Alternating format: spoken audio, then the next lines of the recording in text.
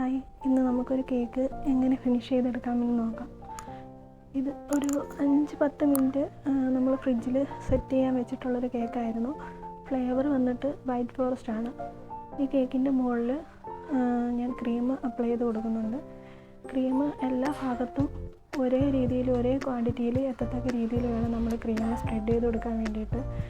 എളുപ്പത്തിന് വേണമെങ്കിൽ നമുക്ക് ഈ പൈപ്പിംഗ് ബാഗിൽ ചെയ്തിട്ട് ചുറ്റിച്ച് കൊടുത്ത് പറയായിരിക്കുമല്ലോ, ചുറ്റിച്ച് കൊടുത്തിട്ട് നമുക്ക് ഇതുപോലെ സ്ക്രാപ്പർ വെച്ചിട്ട്, സ്ക്രാപ്പർ സ്റ്റീലിൻ്റെയോ അല്ലെങ്കിൽ സ്റ്റീലിൻ്റെ നമ്മൾ സ്ക്രാപ്പർ ഉപയോഗിക്കുമ്പം ഒരു 90 ഡിഗ്രിയിൽ തന്നെ വെച്ചിട്ട് വേണം കേക്ക് റൊട്ടേറ്റ് ചെയ്ത് വെക്കാൻ. സ്ക്രാപ്പർ ചരിഞ്ഞ് കഴിഞ്ഞാൽ കേക്ക് നമുക്ക് ലെവലിൽ ഫിനിഷ് ചെയ്തെടുക്കാൻ പറ്റത്തില്ല. അതുകൂടാതെ നമുക്ക് ഈ കേക്ക് ചെയ്യുന്ന സമയത്ത് ടേൺ ടേബിളിൻ്റെ മുകളിൽ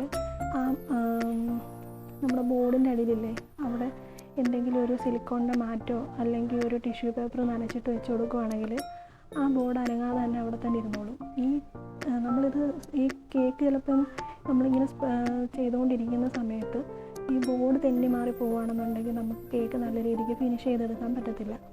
പിന്നീട് നമ്മൾ എപ്പോഴും യൂസ് ചെയ്യുന്നത് ക്രീമിൻ്റെ പ്രോബ്ലം വരായിരിക്കും. ക്രീം ഞാൻ യൂസ് ചെയ്യുന്നത് ക്രസ്റ്റിൻ്റെ ചാമ്പ്യൻ എന്ന് പറയുന്ന ക്രീമാണ്.